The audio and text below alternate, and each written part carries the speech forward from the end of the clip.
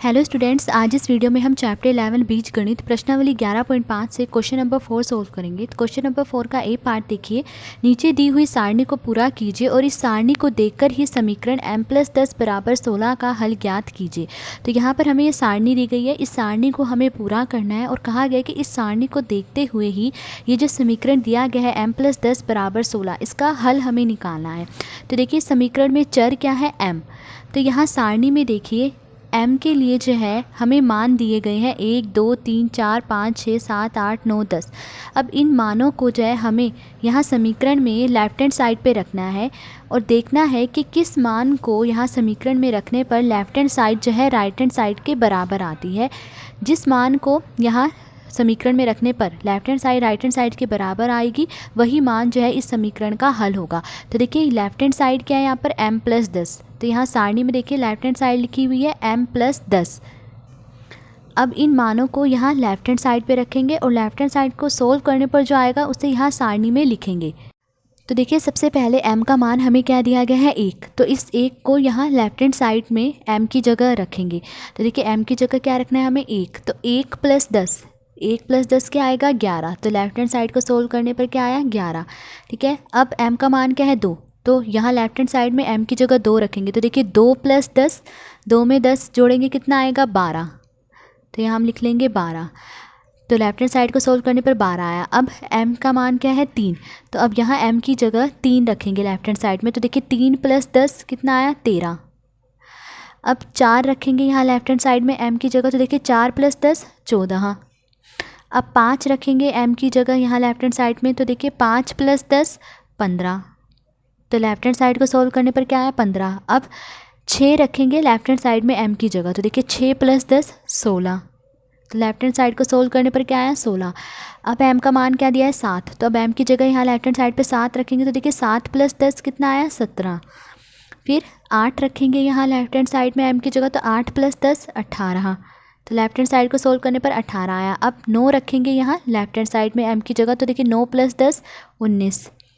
फिर देखिए m का मान क्या है, अब 10 दिया गया है। तो अब यहाँ लेफ्ट हैंड साइड में m की जगह 10 रखेंगे। तो देखिए 10+10 20। तो लेफ्ट हैंड साइड को सोल्व करने पर क्या आया 20।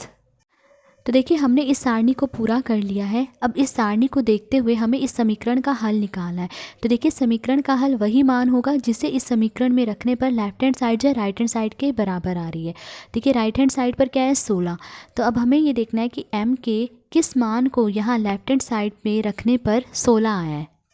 तब यहाँ सारणी में देखिए m के किस मान को यहाँ लेफ्ट हैंड साइड में रखने पर सोल्व करने पर 16 आ रहा है। तो देखिए 6 को जब हम इस लेफ्ट हैंड साइड पे रख रहे हैं तो सोल्व करने पर 16 आ रहा है, यानी राइट हैंड साइड के बराबर आ रहा है। तो m = 6 जो है समीकरण का हल है। तो इसीलिए m = 6 समीकरण का हल है। अब बी पार्ट देखिए। नीचे दी हुई सारणी को पूरा कीजिए और इस सारणी को देखकर ही समीकरण 5t = 35 का हल ज्ञात कीजिए। तो यहाँ पर हमें सारणी दी गई है, इस सारणी को हमें पूरा करना है और सारणी को देखते हुए ही ये जो समीकरण दिया गया है 5t = 35, इसका हल हमें निकालना है। तो देखिए इस समीकरण में चर क्या है t। ठीक है, तो यहाँ सारणी में देखिए हमें t के लिए मान दिए गए हैं 3 4 5 6 7 8 9 10 11। अब इन मानों को जो है हमें यहाँ समीकरण में लेफ्ट हैंड साइड पे रखना है और देखना है कि किस मान को यहाँ लेफ्ट हैंड साइड में रखने पर लेफ्ट हैंड साइड या राइट हैंड साइड के बराबर आ रही है, वही मान जो है इस समीकरण का हल होगा। तो देखिए लेफ्ट हैंड साइड पर क्या है 5t। तो यहाँ सारणी में देखिए 5t लिखा है, लेफ्ट हैंड साइड लिखी हुई है। तो अब t के इन मानों को जो है हमें यहाँ लेफ्ट हैंड साइड पे रखना है और लेफ्ट हैंड साइड को जो सोल्व करने पर आएगा उसे यहाँ लिखना है। तो देखिए सबसे पहले t का मान हमें क्या दिया गया है 3। तो इस 3 को हम यहाँ लेफ्ट हैंड साइड में t की जगह रखेंगे और सोल्व करने पर जो आएगा उसे यहाँ पर रखेंगे। तो देखिए क्या है 5t। 5t का मतलब क्या है 5 गुणा t या 5 गुणा t। तो देखिए t की जगह हमें क्या रखना है 3। तो 5 गुणा 3। तो देखिए 5 3 15।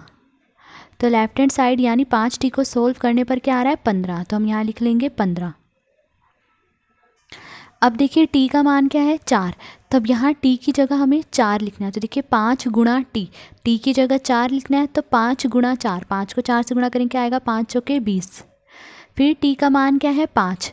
तो अब यहाँ t की जगह हमें क्या लिखना है 5। तो देखिए 5 गुणा 5, 5 पंजे 25। तो लेफ्ट हैंड साइड को सोल्व करने पर क्या आ रहा है 25। अब टी का मान 6 दिया है तो टी की जगह यहाँ 6 लिखेंगे। 5 गुणा टी यानी 5 गुणा 6, तो 5 6 30। तो लेफ्ट हैंड साइड को सोल्व करने पर क्या आया 30। अब टी का मान क्या दिया गया है 7, तो अब यहाँ टी की जगह हम क्या रखेंगे 7। तो देखिए 5 गुणा टी यानी 5 गुणा 7, 5 7 35। तो लेफ्ट हैंड साइड को सोल्व करने पर क्या है 35। अब टी का मान 8 दिया है तो यहाँ टी की जगह 8 लिखेंगे। तो 5 गुणा टी यानी 5 गुणा 8, 5 8 40। तो लेफ्ट हैंड साइड को सोल्व करने पर क्या है 40। अब टी का मान 9 दिया है तो यहाँ टी की जगह 9 लिखेंगे। 5 गुणा टी यानी 5 गुणा 9, 5 9 में 45। अब टी की जगह क्या रखेंगे 10। तो देखिए 5 गुणा टी यानी टी की जगह 10 रखना है, तो 5 गुणा 10, 5 को 10 से गुणा करेंगे कितना आएगा 50। फिर टी का मान क्या दिया है 11, तो अब यहाँ टी की जगह 11 रखेंगे। तो 5 गुणा टी यानी 5 गुणा 11, तो 5 को 11 से गुणा करेंगे कितना आएगा 55। तो देखिए हमने इस सारणी को पूरा कर लिया। अब इस सारणी को देखते हुए ही हमें इस समीकरण 5t बराबर 35 के लिए हल निकालना है। तो देखिए इस समीकरण का हल वही मान होगा जिसे यहाँ समीकरण में रखने पर लेफ्ट हैंड साइड जो है राइट हैंड साइड के बराबर आ रही है। तो देखिए राइट हैंड साइड पर क्या है 35। तो अब हमें ये देखना है कि t के किस मान को यहाँ लेफ्ट हैंड साइड में रखने पर जो है 35 आ रहा है। तो अब इस सारणी में देखिए टी का वो कौन सा मान है जिसे यहाँ लेफ्ट हैंड साइड में रखने पर 35 आ रहा है। तो देखिए 7 है, 7 को जब हमने यहाँ लेफ्ट हैंड साइड पे रखा तो सोल्व करने पर क्या आया 35, जो कि राइट हैंड साइड के बराबर है। राइट हैंड साइड पे भी क्या आ रहा है 35। तो समीकरण का हल क्या है टी बराबर 7 समीकरण का हल है।